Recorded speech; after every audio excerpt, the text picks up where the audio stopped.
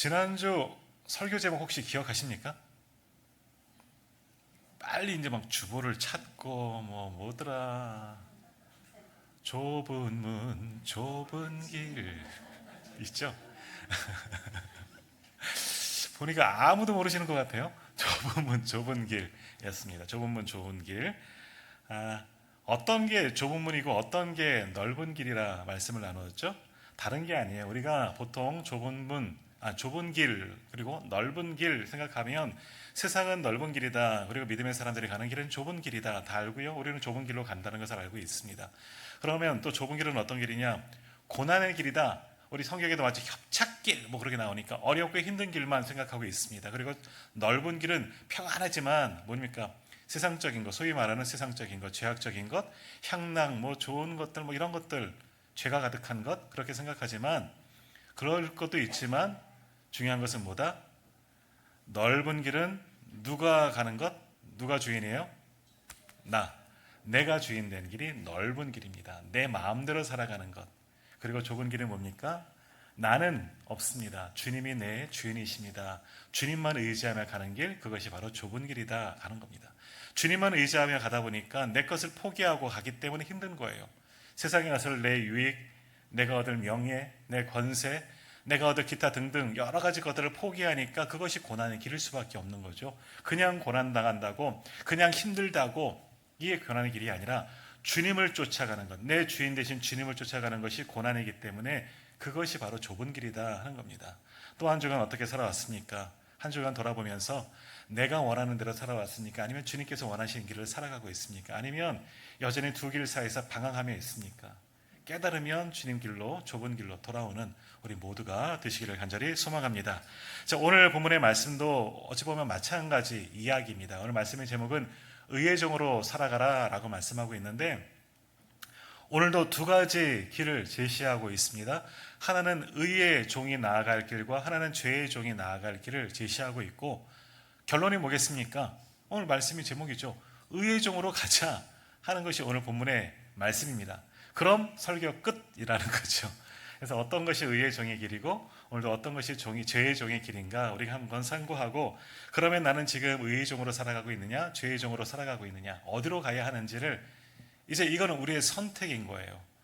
저는 하나님의 말씀을 전할 뿐이지만, 그러나 우리가 죄의 종으로 갈지, 지난주 말씀 비춰보면 넓은 길로 갈지, 아니면 의의 종으로 갈지, 또 좁은 길로 갈지, 이것은 우리의 선택입니다. 이것은 우리의 몫이라는 거죠. 오늘도 말씀을 통해서 하나님의 말씀을 듣고 잘 마음에 새기고 어디로 가야 할지, 바라기는 좁은 길로 가고 또 의의 종으로 살아갈 수 있는 우리가 되기를 간절히 소망합니다. 자, 먼저 오늘 본문 16절 말씀을 같이 한번 읽어볼까요? 16절 우리 같이 읽겠습니다. 너희 자신을 종으로 내주어 누구에게 순종하든지 그 순종함을 받는 자의 종이 되는 줄을 너희가 알지 못하느냐? 혹은 죄의 종으로 사망에 이르고 혹은 순종의 종으로 의에 이르느니라. 아멘. 자, 우리가 사람 인생을 살아가지만, 내 뜻대로 살아간다 하지만, 근데 많은 사람들은 자기 주장을 하면 물론 살아가지만 누군가가 나를 이끌어줬으면 하는 그런 모습으로 살아갈 때가 참 많이 있습니다. 교회 안에서도 그렇죠. 나는 1인자가 되어서, 그러니까 대표자가 되어서, 이끄는 자가 되어서 앞에 서는 것보다는 뒤에 서서 그저 순종하면서, 그저 협력하면서, 뭔가 조금 도우면서 그렇게 가는 게 나는 더 편하다 하는 분들이 참 많이 있습니다. 저도 그렇습니다. 지금은 우리 오늘교회 담임 목사가 돼서 앞에 서서 갈 수밖에 없지만, 저는 부교역자로 있을 때가 어찌 보면 편해요. 더 열심히 할 수 있는 것 같고. 왜? 담임 목사님 책임지고 저는 도우면 되거든요. 협력하면 되기 때문에. 덜 책임지고 이런 부분들. 성도님들 그렇습니다.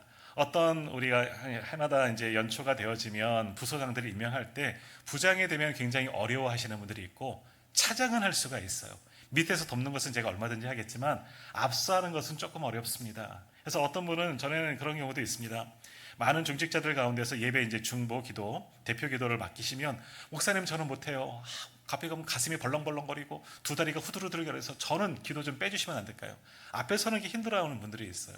그래서 많은 분들은 누군가가 나를 이끌어줬으면 하는 그런 생각을 할 때가 많이 있습니다. 그것이 나의 삶도 그렇고 인생 세상도 그렇고 직장에서든 어디에서든 나는 그저 앞에서 회장 같은 거 대표 같은 거 잘 안 하고 뒤에서 따라가는 사람만 하겠다 하는 분들이 상당히 많이 있습니다. 반면에 어떤 분들은 그 타고난 어떤 체질 그런 것 같아요. 앞장서는 걸 으뜸이 되기를, 그러니까 앞서 나가는 것을 좋아하는 분도 있습니다. 그러나 많은 분들이 오늘 16절에도 그 말씀을 하죠. 너희 자신을 종으로 내주어 누구에게 순종하든지. 우리 사람들은 누구에게 순종하는 것을 그렇게 타고났다라는 거죠. 사실은 이게 맞아요.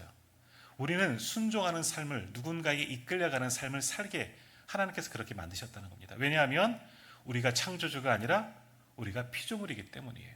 하나님께서 우리를 만드셨기 때문에 우리를 만드신 하나님께 우리는 순종하며 살아가게 하나님께서 그렇게 만드셨다는 겁니다. 물론 우리에게 자유의지를 주셨습니다. 아담에게도 주신 것이 자유의지이죠.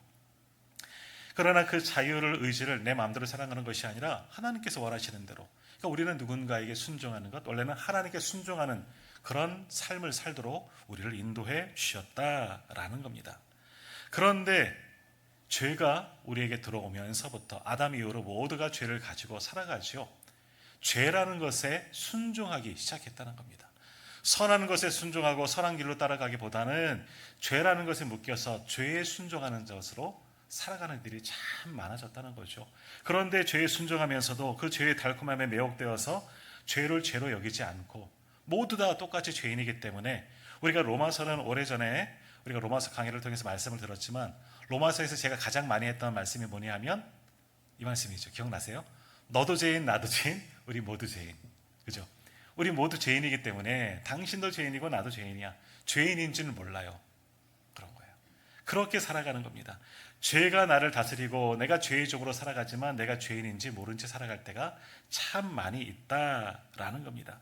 그러나 그 죄의 종으로 살아가면 어떻게 됩니까? 16절 마지막에 뭐라고 말합니까? 죄의 종으로 사망에 이르게 된다라고 분명히 말씀하고 있습니다. 그럼에도 불구하고 내가 죄의 종인지 모르기 때문에 우리는 죄의 종으로 살아가는 거죠. 지난주 말씀드리면 비유하면 넓은 길로 가는 겁니다. 수많은 사람들이 다 넓은 길로 택합니다. 내가 원하는 대로. 사실은 그게 죄로 이끌려 가는 길임에도 그것을 알지 못하고 넓은 길로 가는 거죠. 그러나 그렇지 않다라는 건데 그 넓은 길의 끝은 지난주에는 뭐라고 말씀했습니까? 멸망에 이른다. 오늘은 사망에 이른다. 영적인 사망, 영적인 죽음 똑같은 말인 거예요. 그래서 오늘 19절 말씀 한번 보십시오. 19절 말씀 너희가 육신이 연약함으로 내가 사람 예대로 말하노니 여기서 한번 잘 보십시오. 전에 너희가 너희 지체를 부정과 불법에 내주어 불법에 이른 것 같이 이제는 너희 지체를 의에게 종으로 내주어 거룩함에 이르라 라고 말씀합니다. 지금 너희 상태가 우리 상태가 어떠하냐?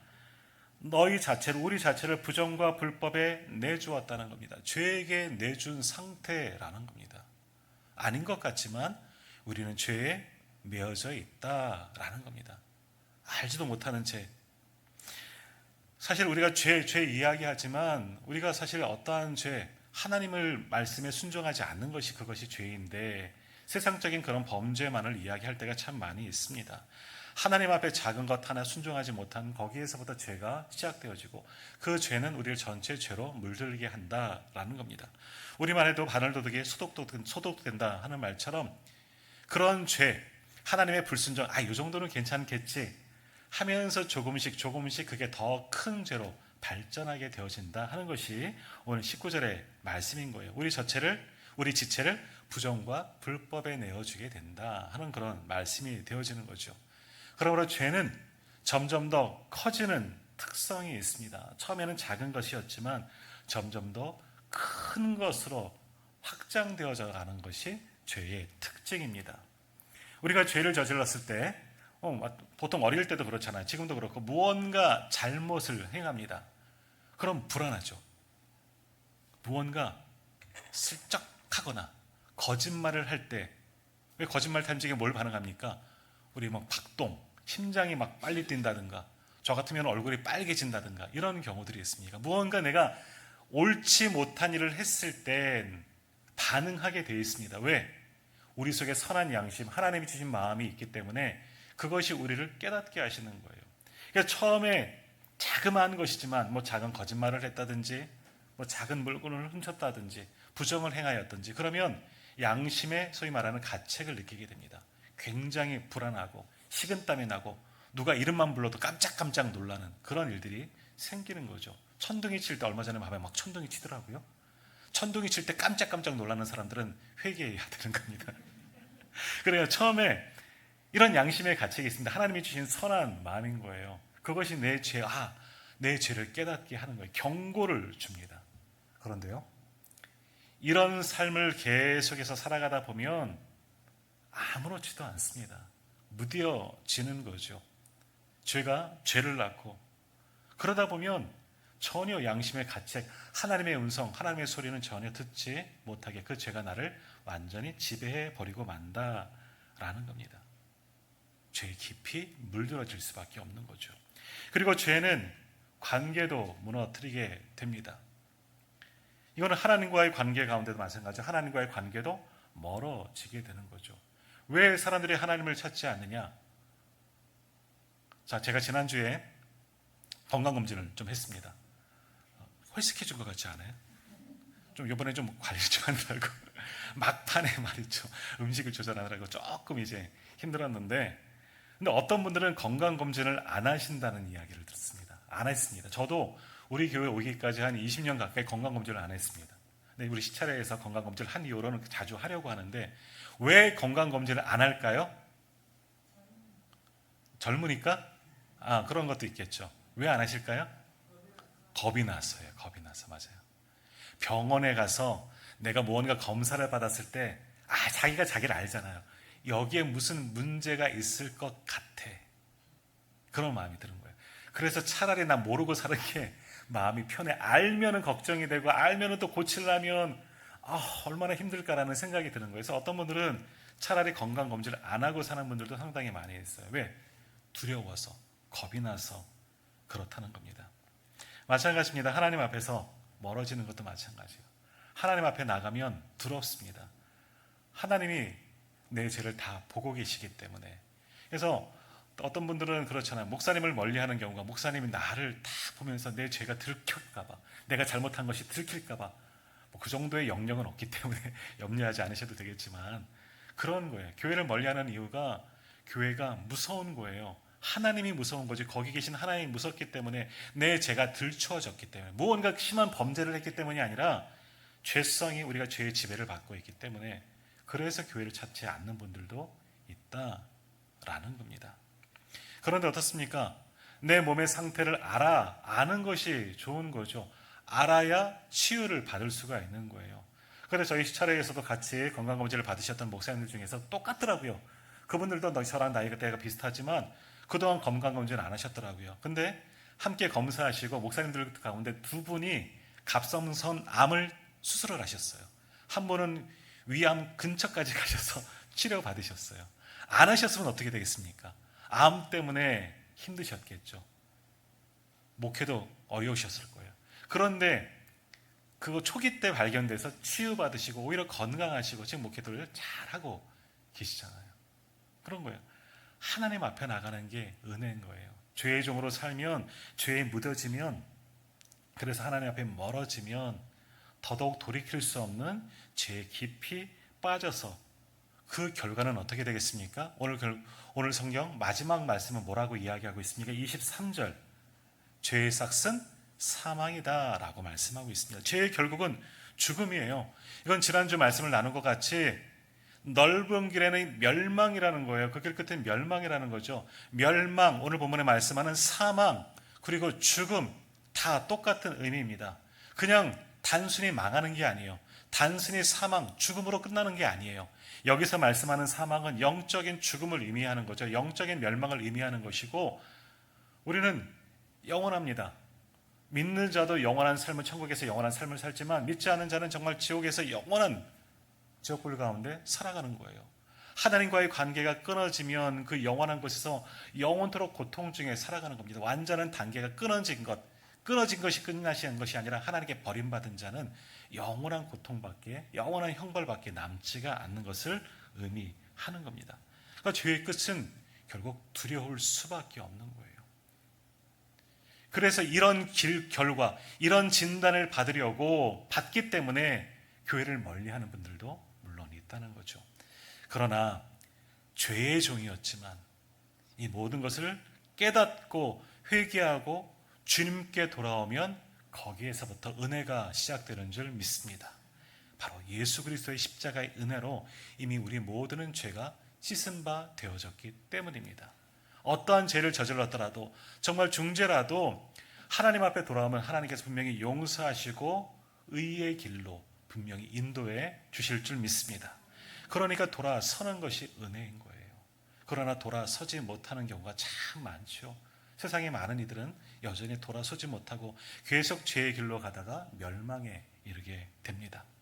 돌아서기만 하면 우리 주님의 긍휼하신 그 은혜로 우리를 품어주신다는 것을 분명히 기억하시고 돌아서야 하는 거죠. 여기 계신 모든 분들은 돌아선 분들이지만 그러나 우리의 가족들 또 오늘 이 자리에 있어야 할 모든 분들은 아직도 두 길 사이에서 방황하는 분들이 참 많이 있습니다. 그들을 권면해서 주님 앞으로 인도할 수 있는 저와 우리 성도님들 되기를 간절히 소망합니다. 그럴 때 거기에 참된 자유함이 있습니다. 오늘 다시 한번 23절 보십시오. 죄의 삭은 사망이지만 하나님의 은사는 뭡니까? 그리스도 예수 우리 주 안에 있는 영생이다 라고 말씀합니다. 그냥 영원한 삶을 이야기하는 게 아니에요.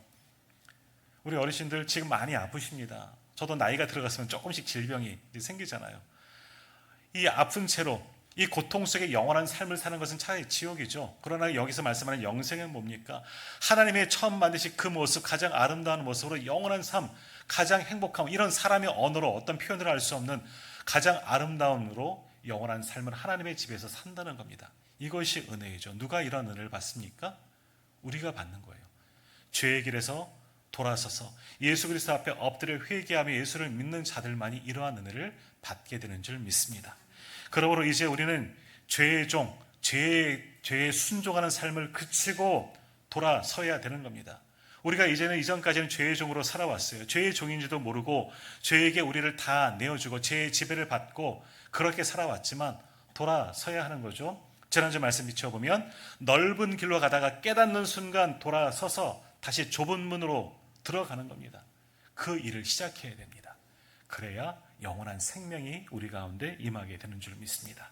자, 그러면 이제 두 번째는 뭐겠습니까? 의의 종은 누구인가라는 거죠. 어떠한 삶을 살아가야 하느냐라는 겁니다. 성경은 인간은 자유로운 존재가 아니라고 분명히 이야기했습니다. 아까도 16절에 말씀하는 것처럼 누구에게 순종하든지 누구를 따라가는 삶을 사느냐라고 말씀합니다. 원래는 누구를 따르는 삶? 하나님을 따르는 존재로 만들어졌어요. 하나님의 피조물이에요. 더욱이 우리 인간은 하나님의 형상과 하나님의 성품을 닮은 피조물로 창조되었거든요. 하나님을 따라갈 수밖에 없는 삶을 삽니다.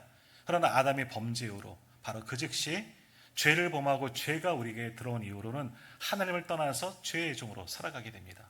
두 마음 속에서 우리는 갈등하게 되고요. 하나님을 더 따르는 마음이 더 생기면 그 죄를 누르고 정말 의로운 자로 살아가지만 어느 순간 방심하다 보면 어떻게 돼요? 죄가 다시 우리를 전체 지배하고 죄의 종으로 살아갈 수밖에 없다는 거예요. 우리는 내 자유의지로 살아가는 것 같지만 순종하는 삶을 사는 거예요. 그러니까 누구에게 순종하느냐? 이것이 굉장히 중요하다라는 겁니다. 그러나 의의 종, 하나님을 선택하는 자에게는 참 자유함이 주어지게 됩니다. 자유가 뭡니까? 자유는 내가 하고 싶은 것, 내 마음대로 하는 것이 자유가 아닙니다. 그것은 방종이죠. 세상적인 자유는 그렇습니다. 정말 내가 하고 싶은 것, 내 마음대로 살아가는 것을 자유라고 합니다. 냅둬 내 마음대로 살아가는데 우리 아이들을 야단칠 때도 내가 알아서 할게. 그럴 때 혼납니다. 자기가 알아서 하면 안 돼요. 그렇죠? 우리는 내 마음대로 생각한다는 것은 자유라고 생각하지만 그것은 하나님 앞에 범죄라는 겁니다. 우리는 하나님 안에서 살아가야 되는 거예요. 하나님의 말씀에 순종하며 살아가는 것이 이것이 참 자유인 줄 믿습니다.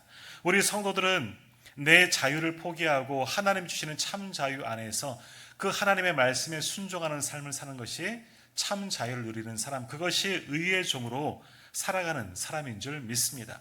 그러므로 우리가 어떻게 살아가야 하느냐? 이제는 내 의지를 버리는 거예요.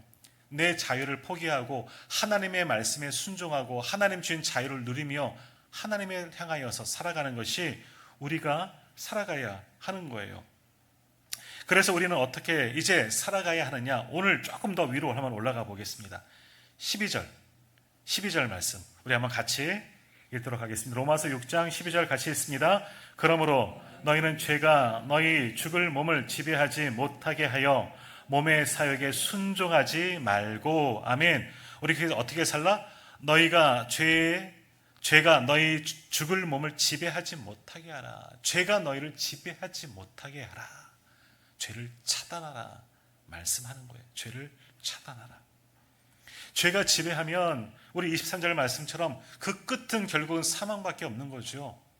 그러므로 어떠한 죄에도 물들지 아니하게 절대로 죄에게 지지 말라. 그래서 13절에는 뭐라고 말씀하느냐? 13절도 말씀 같이 읽겠습니다. 또한 너희 지체를 불의의 무기로 죄에게 내주지 말고 오직 너희 자신을 죽은 자 가운데서 다시 살아난 자같이 하나님께 드리며 너희 지체를 의의 무기로 하나님께 드리라. 아멘. 여기서 죽은 자 가운데 다시 살아난 자 누굽니까? 예수 그리스도처럼 하나님께 드리라는 겁니다. 누구를 따라가는 삶을 살아? 예수 그리스도를 따르는 삶을 살아가라는 겁니다. 주님이 보여주신 길을 택하라 라고 말씀합니다.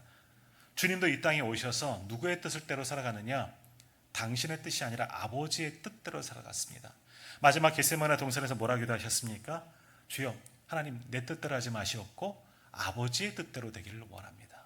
모든 것을 아버지 하나님의 뜻대로 살아가셨습니다. 그 본을 따라 예수 그리스도처럼 우리를 죄의 지체로 불의의 무기로 내주지 말고, 그러니까 다시 말하면 방종하지 말고 내 자유의지대로 내 자유함대로 살지 말고 하나님의 말씀에 순종하며 예수 그리스도께 보여주신 그런 의의 길로 행하며 나가는 자들이 되어져야 한다.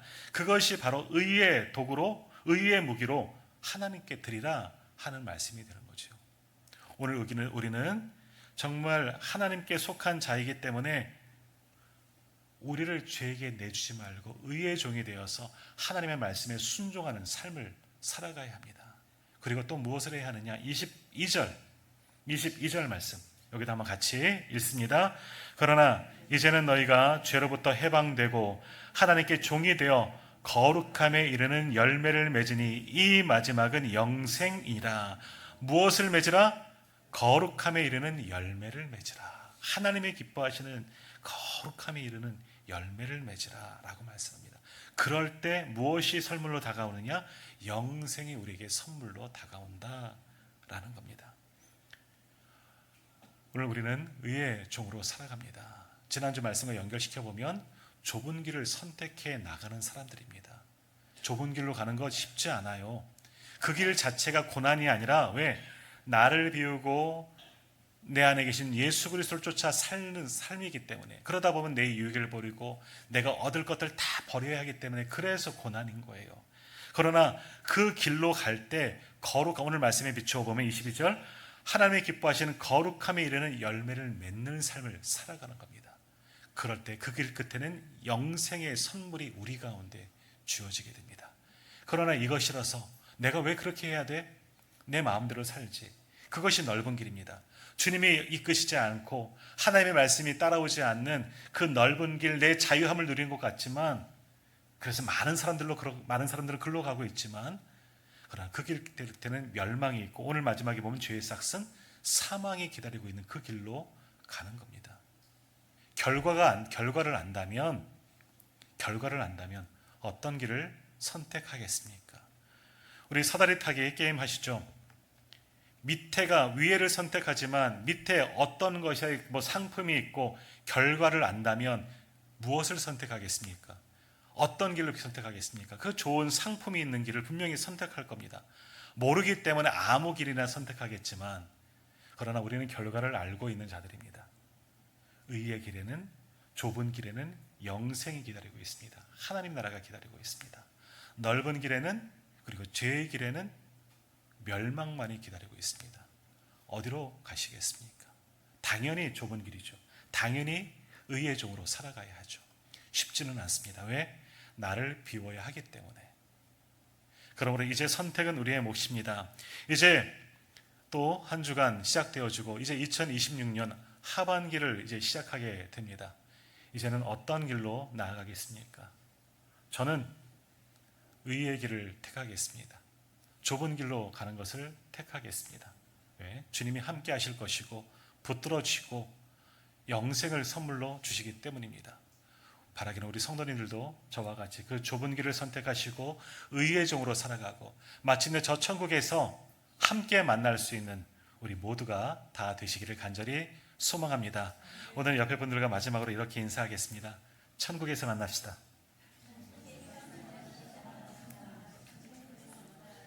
기도하겠습니다.